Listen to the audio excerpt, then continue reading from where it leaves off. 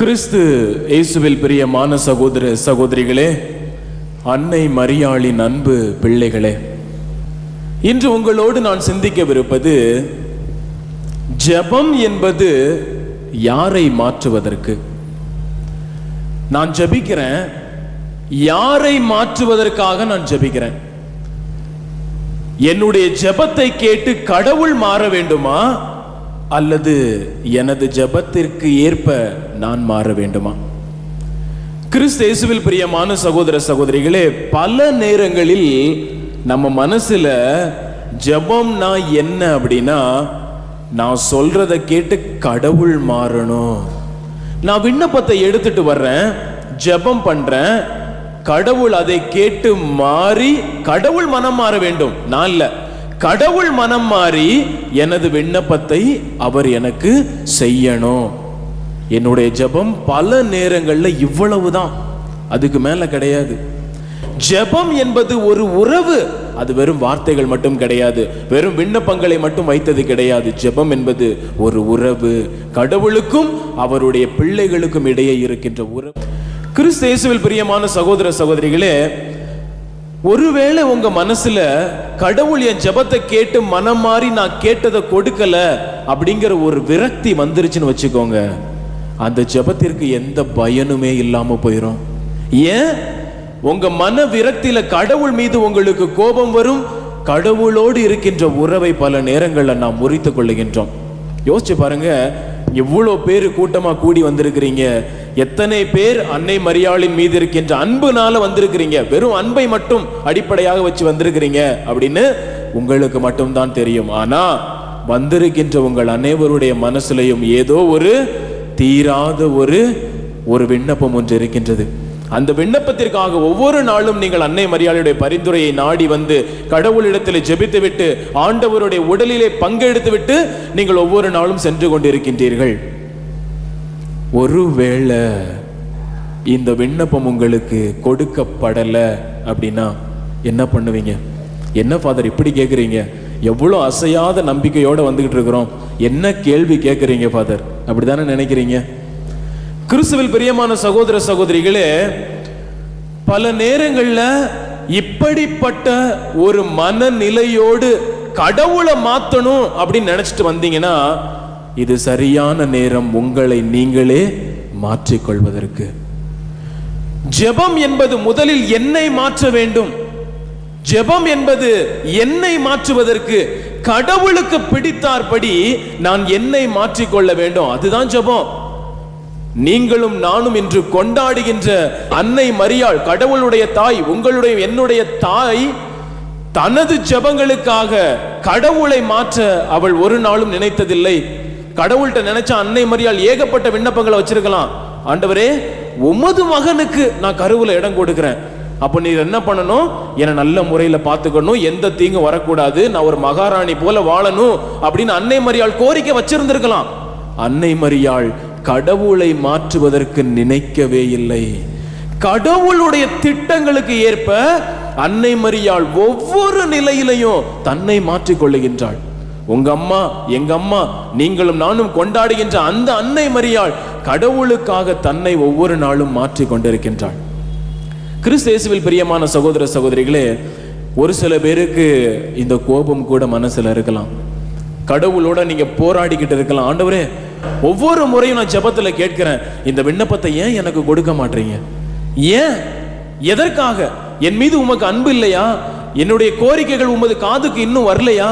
பல நேரங்களில் யோபுவை போல நீங்களும் நானும் கடவுள் கிட்ட சண்டை போட்டுட்டு இருக்கலாம். ஆண்டவரே, எனக்கு இதை செஞ்சு ஆகணும், எனக்கு இது தேவை, என் வாழ்க்கைக்கு இது தேவை, இது இல்லாம எனக்கு வாழ்க்கை ரொம்ப கஷ்டமா இருக்குதுன்னு நீங்க கடவுள்கிட்ட சண்டை போட்டுட்டு இருக்கலாம். பல நேரங்களில் பிரியமான சகோதர சகோதரிகளே, நான் கடவுள்கிட்ட இப்படி சண்டை போடுறது தப்பா? ஐயோ, அதுவும் ஒரு பாவம் இல்லையா? கடவுள்கிட்ட நான் சண்டை போடுறேன்ல, அப்படிப்பட்ட ஒரு மனநிலையிலும் நீங்கள் இருக்கலாம். பிரியமான சகோதர சகோதரிகளே, கடவுள் கிட்ட போராடுவதும் கடவுள் கிட்ட சண்டை போடுறதுலையும் எந்த தப்பும் கிடையாது. நீங்க கடவுள் கிட்ட உறுதியா போராடி நின்ன இடத்துல எனக்கு இதை செய்யுங்க அப்படின்னு கேட்கறதுல எந்த தப்பும் கிடையாது. கடவுள் மீது ஒரு சில நேரங்கள் உங்களுக்கு மன வருத்தம் இருக்குதா? ஒரு தவறும் கிடையாது. ஆனா அது எங்க தப்பா மாறும் அப்படின்னா, அது தவறாக மாறுகின்ற இடம் இதுதான். நான் கடவுள் எனக்கு கேட்டதை, கடவுள் கிட்ட நான் கேட்டதை அவர் எனக்கு செய்யல அப்படிங்கிற பட்சத்துல நான் கடவுளோடு இருக்கின்ற உறவை முறிச்சு கொள்றேன் தெரியுமா? அங்கதான் தப்பு நடக்குது. நான் எப்பொழுது கடவுளோடு இருக்கின்ற உறவை முறிச்சுக்கிட்டு இனிமே உனக்கு எனக்கு எதுவும் கிடையாதுன்னு ஜெபிக்கிறத நிப்பாட்டுறேன் இல்லையா, கடவுளை பார்க்க வர்றதை நிப்பாட்டுறேன் இல்லையா, கடவுளோட பேசுறதை நிப்பாட்டுறேன் இல்லையா, கடவுளுடைய வார்த்தையை வாசிக்கிற நிப்பாட்டுறது இல்லையா, அதுதான் தவறாக மாறுகின்றதே தவிர கடவுளோடு போராடி கேட்பதுல உறுதியாக நின்று கடவுளிடத்தை இதை நீர் எனக்கு செய்யணும், நீர் எங்க அப்பா கிட்ட உரிமையோடு ஒரு பிள்ளையாக நான் கேட்கிறேன் நீங்க கேட்கும் பொழுது அது ஒரு நாளும் தவறாக மாறுவது கிடையாது. ஞாபகம் வச்சுக்கோங்க, ஒருவேளை கடவுள் இல்லை என்று சொல்ல நேர்ந்தாலும் அதை ஏற்றுக்கொள்ளுவதற்கும் தயாராக இருங்கள். ஒரு நாளும் உறவை தூக்கி போட்டு விடாதீர்கள். கிறிஸ்துவில் பிரியமான சகோதர சகோதரிகளே, கடவுள் கிட்ட விண்ணப்பம் வைப்பதற்கு முன்னதாக கடவுளுடைய வார்த்தைகளை கேட்க, அவருடைய பதிலை ஏற்றுக்கொள்ளவும் நாம் தயாராக இருக்க வேண்டும். கீழ்ப்படிவதற்கு தயாராக இருக்க வேண்டும். அல்போன்சஸ் மரிய லிகோரியார் ரொம்ப அழகாக சொல்லுவார், சுருக்கமா முடிச்சுக்கிறேன், ரொம்ப அழகாக சொல்லுவார், கடவுளுடைய வார்த்தைகளுக்கு நாம் எப்படியெல்லாம் கீழ்ப்படுகின்றோம் அப்படின்னு பார்த்தீங்கன்னா 3 வகையான வழிகளில் கீழ்ப்படுகிறோம். முதலாவது, ஒரு அடிமையை போல கீழ்ப்படுகின்றோம். ஏன்? பயம்.